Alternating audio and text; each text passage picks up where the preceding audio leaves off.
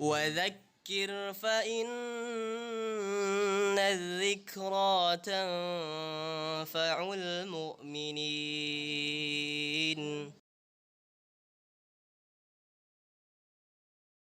Assalamualaikum warahmatullahi wabarakatuh. Sahabat buka mata buka hati, di dua video saya sebelumnya yang membahas tentang pendapat para Rabi Yahudi, tentang apakah umat Islam menyembah Ka'bah atau Hajar Aswad, maupun apakah umat Islam dan Yahudi menyembah Tuhan yang sama, pasti ada saja kelompok yang merasa kepanasan.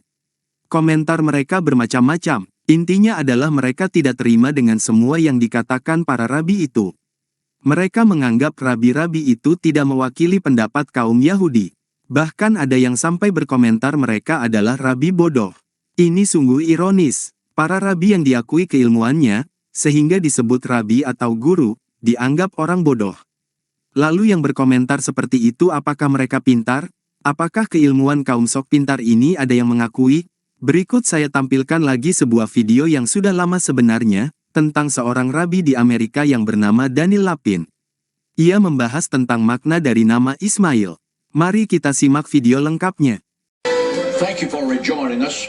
For those of you who have just joined the telecast, I have on the set with me today Rabbi Daniel Lapin. He's truly one of the great Bible scholars of America.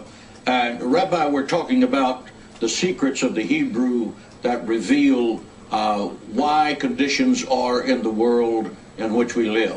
There are only two biblical nations that have the name of God, El, in their names. Yishmael, that's Israel, and of course Yishmael, the Arabs. Is this a coincidence? Well, of course, we must remember that in the Lord's language, in Hebrew, there is no word for coincidence. And the general rule is that if there is no word for a concept in the Hebrew language, then that concept doesn't exist. It's a false concept. There are two people, and this is what's so interesting. When God said to Hagar that she's going to have a son, God actually said what this child has to be named. He has to be named Ishmael. And when Jacob's name was changed from Jacob to Israel or Yisrael, that was also God speaking. So it's only two people who became nations, whose names were given to them by God himself, and whose names contain the word God, Ishmael and Israel. Those are the two nations. Now, it's kind of interesting because Israel means he will make God his master.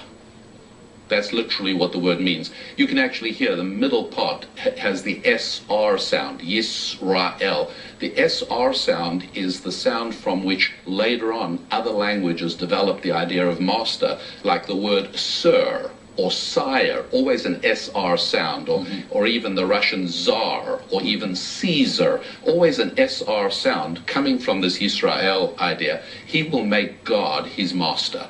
And that is, surely, is that not the essence of the Judeo-Christian tradition? Absolutely. We will make God the boss. That's right. That's what it's about. Now let's take a look and see what Yishmael means. Yishmael means God will hear him. Well, not surprisingly, Arabs pray, Muslims pray more than any other people on earth. 5 times a day they pray, constantly, because part of their basic heritage that's locked into their name and into their identity is this idea that God will hear them. And it's a tremendous advantage they have, because we have to be on the right track for God to hear our prayers. But God listens to them in a different way. So Isaac's son Jacob, he has 12 sons, but so does Yishmael. The Bible tells us that he also has 12 sons. Is this too a coincidence? Well, of course, no coincidence ever anywhere in Scripture. And we, in studying Scripture, are very often, if not always, rewarded by exploring what appear to be coincidences on the surface. And sure enough, it's at the time that Abraham dies, looking at Genesis chapter 21, Abraham's on his way out. He goes, and of course, at his funeral, Ishmael and Isaac both appear. Now, what's really interesting about this is that Obviously, if you look at the order of the text, it doesn't say Isaac and Ishmael came to the burial of Abraham. It reverses the order. Youngest son first, Isaac, and then Ishmael. So clearly what must have happened is that I'm sure Isaac would have said Ishmael, the older son, I mean, after all, he came to the burial of their father. The older son has priority. Ishmael must have said, no, you are the blessed one. You must go first. Now, interesting, as Ishmael walked behind Isaac, did he pull out one of those Arab daggers and finally get rid of Isaac by stabbing him in the back? No.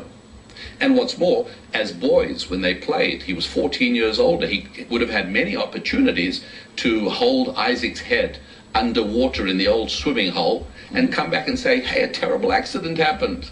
He never tried to kill Isaac. Well, after we hear about the death of Abraham, we then hear about the death of Ishmael.